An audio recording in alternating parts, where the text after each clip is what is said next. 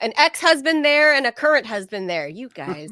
Yeah, this, I mean, this, I just got to pop this on screen for a second because in case you guys missed this. So on Ukrainian TV, that's not state controlled at all, Mark, as we know. It's totally free.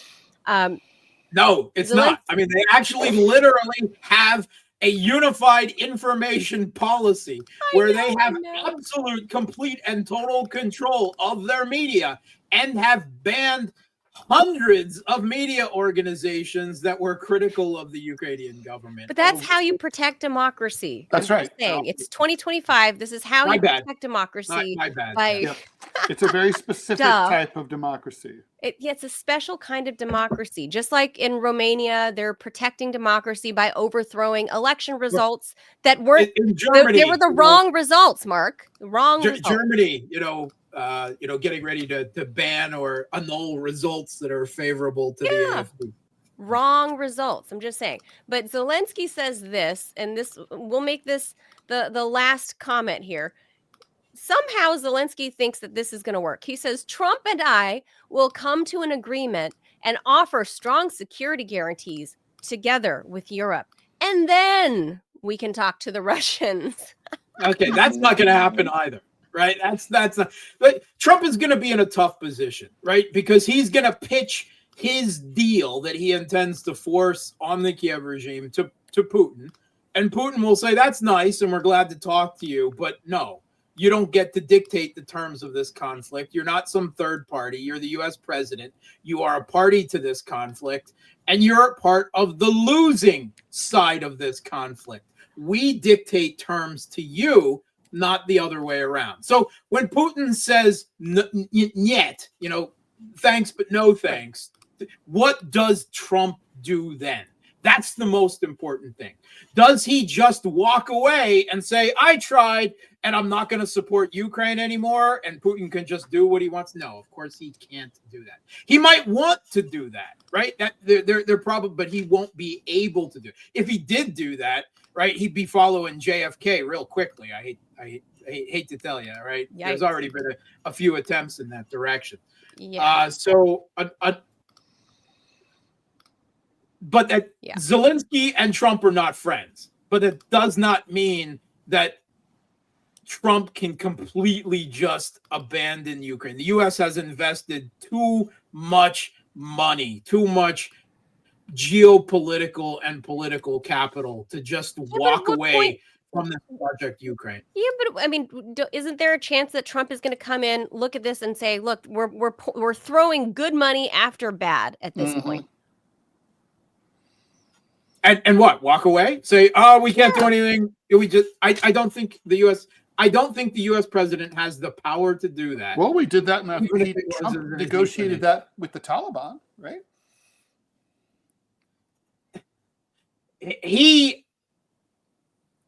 That was after 20 years of U.S. military occupation of Afghanistan. And even then, he couldn't finish it up during his administration, and Biden walked away from it. And Blinken has admitted as much, that ultimately the decision to walk away from Afghanistan was so that the U.S. would have more military resources for Ukraine, which they knew was about to kick off. Which they bungled anyway. And said that. So, look, I hope I'm wrong on this, right? I hope that Trump can just agree, to something that would be acceptable to Russia, or just walk away and wash his hands of it. I just don't do cards. He holds some cards, right? I mean, it's like it's the money. Well, I mean, Russia would like this to come to an end. I mean, they're winning, but it's also like, the Americans can drag this shit out, and they're good at it, as we just talked about in Afghanistan. That was America's goal. And the defense industry wants to drag it out, right? So they want it to go on forever and ever. So we like endless war. Obviously, I don't think Putin wanted this war in the first place. No, he didn't. And so like now it's like, and I think he's pretty clear. Like, yeah, he's not going to be humiliated or anything. But I mean, it's not like the U.S. has no. I mean, they're not holding a pair of twos. They're not holding a royal flush but they've got some stuff to negotiate with, I would say. Can the Trump administration remove sanctions in the U.S. and Europe from Russia? It's like sanctions never go away. They never go away. Jackson Vanik took decades to get rid of after the Soviet Union ceased to exist. Why? Because the Republicans may have a majority in both houses of Congress, but that's different from Trump having a majority in both houses of Congress, right? That is a different thing. And to expect Lindsey Graham and the other, shall we say, old school Republicans to vote to remove sanctions from Russia is unbelievable. It's just not going to happen. Although I do think Trump is in a remarkably unique position. We have never had any president in American history do a return like this, come in as a one-term president guaranteed. That's never happened, right? The last time we had someone come back like that was Grover Cleveland, but there was no term limit at the time constitutionally. He could have run again in 1896, chose not to. Trump is in a unique, he's either, depending on how you look at it, the lamest of all lame ducks, or as free as can be. And I don't know which it is. I think a lame duck can be a free bird, guys. That's all I'm saying. Yeah, I wouldn't say that he's a lame duck. He does have power, but I think more of that power is domestic in the United States than it necessarily he can exert in a foreign policy and military direction. But Trump is completely outside the orthodoxy of U.S. foreign policy and military thinking. He is, right? That's obvious. He looks at the world in a different way. Yeah. Right? Which is going to make his We haven't had someone like this in my lifetime. With the blob, Jimmy Carter might have been the closest. Like during his first administration. Maybe. Yeah. Maybe he can work out around it, right? We've seen presidents who tried to go outside the blob before, right? Who promised to scatter the CIA to the wind, and look what happened there. Yes. I hope, right? I always view Trump as a chaos bomb. Right? Yep. You don't know what he's going to do. I don't think Trump knows what he's going to do until someone talks to him. It's my favorite thing about him. I think that's true. It's just a matter of where does that chaos bomb go off. Right now, it looks like that chaos bomb is going off on the transatlantic relationship. That itself is of immense benefit to Russia. But that chaos bomb is like a bouncing Betsy, right? It spins around, right? It goes from here to there, and it's going to go off in multiple different places. It's like the ball in black, and when you're playing roulette, right? Like the ball, you drop it in, and I don't know where it's going to fall. But when Putin said it's assumed that he was joking when he said that he would have preferred Biden or Kamala Harris over Trump because of predictability. He's not entirely trolling there, right? Predictability against in the logic, right? The zero-sum game logic of a nuclear peer competitor. You prefer predictability with these people. You want to know what they're going to do. Yeah. Does anyone think that Trump was going to come into office all but declaring himself Donald the Orange, King of Greenland, right? Who could have predicted that even a month ago? I couldn't have, right? And I think Russia's scratching their head.